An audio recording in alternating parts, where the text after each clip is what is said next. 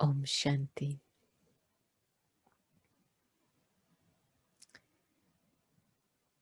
And a very, very sweet,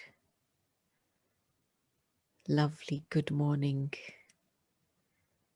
on the 18th of January. I think Baba's been embracing everyone in love all night. And last year when I was in Madhuban at this time,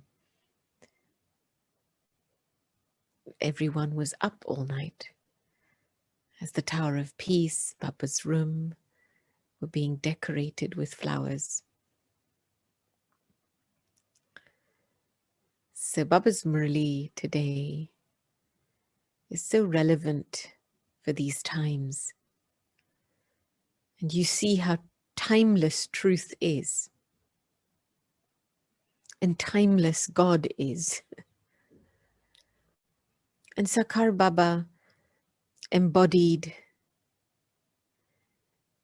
the essence of who Shiv Baba was. Sakar Baba, Daddy would often share that Sakar Baba had this deep interest in thinking like Shiv Baba. He was curious about Shiv Baba's mind and intellect. And he wanted to become the same as Shiv Baba in his thinking, his mindset, his speaking. And that relationship between Sakar Baba and Shiv Baba is such an intimate one.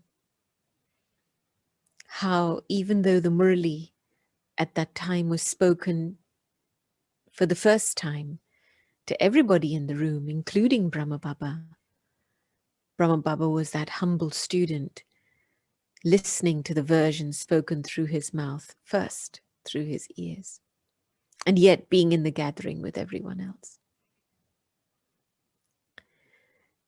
So really the feeling that this day is a day of love, a day of humility, and a day where through love and humility we access and download willpower. And Brahma Baba took full power from Shiv Baba. There's so many, many stories that he's shared of Baba with us over the years. And Sakar Baba has stayed in his avyakt form for so long to sustain us as an angel, to give us the feeling of the corporeal love of Shiv Baba. And so the heart really has a lot of gratitude for the role that Brahma Baba continues to play. And this morning, one of the things that struck me very deeply was, where is Baba sitting? Is Baba in your heart? Is Baba in your mind? Is Baba in your intellect? Where's Baba sitting? Is Baba sitting in the trance light? Is Baba sitting in Global Cooperation House? Is Baba sitting in Madhuban? And Baba's used a beautiful phrase today to keep Baba in his eyes, to keep Baba in your eyes. I thought, isn't that lovely? When we hold Baba in the eye of the intellect, the seat of perception is the buddhi. It's not these two physical eyes. It's the deep faculty of perception, the buddhi. And when Baba is sitting in the intellect, then I can be with Baba anywhere. And if Baba's not sitting in my intellect, then I can be looking at a picture of Baba, but not feel anything. So Sudesh Ben was sharing a couple of stories of her experience with Sakar Baba this morning. And how Baba played the role of a loving mother in the yagya, especially after Mama left the body. There was an incident when Bholi Dadi from the kitchen didn't have enough milk for everyone, because in those days, at a particular time in the evening, people would come to get milk. And she went to Baba and she told Baba, and Baba said, and so Baba said to her, Baba will give milk today. There will be enough milk. And Bholi Dadi, of course, was a bit reticent inside herself, knowing that there wasn't enough. But Baba's love to support her, because he knew her wish was to make sure every child had. So he went into the kitchen and he started serving the milk. And word spread around that Baba's serving milk. And so everybody, even if they were resting, they got up, and nobody looked at the quantity of milk they were being served, because Baba was serving it with so much drishti and so much love that even if somebody got a quarter glass, it was absolutely fine. And there was still milk left over to make yogurt the next day. So Baba compensating, even with limited material things, Baba's love and Baba's role as a mother, supplementing with the feeling that no one should miss out. And this is Brahma Baba's, I think this is Baba's hallmark.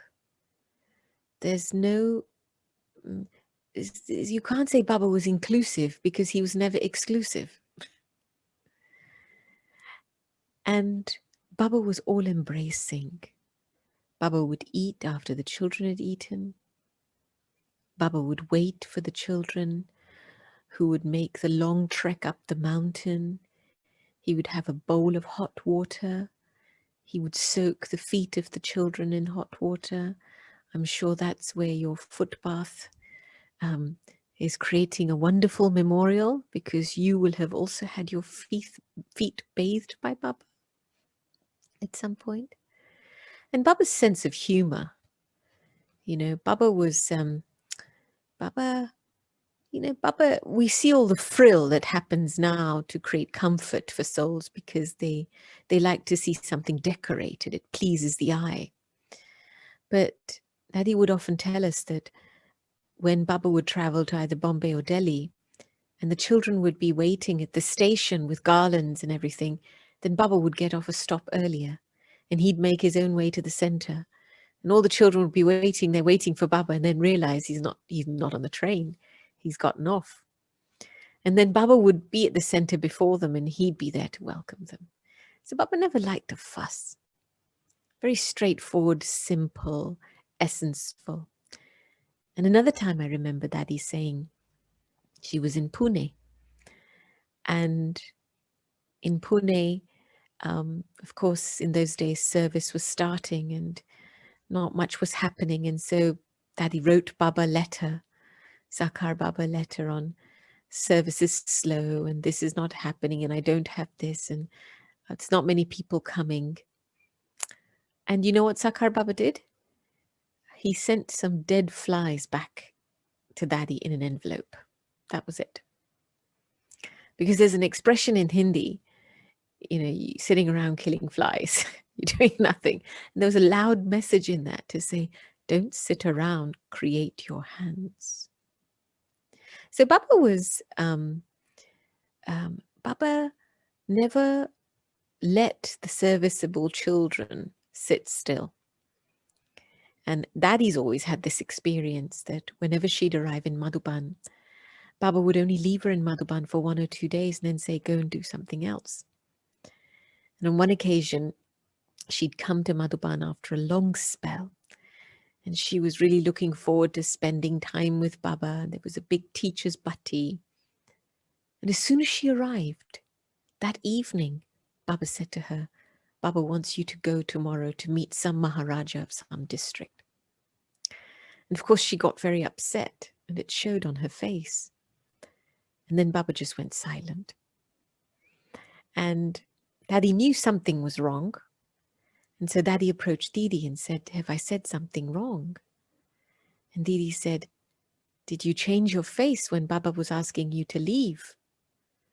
And Daddy said, "Yes, because I've just arrived in Madhuban.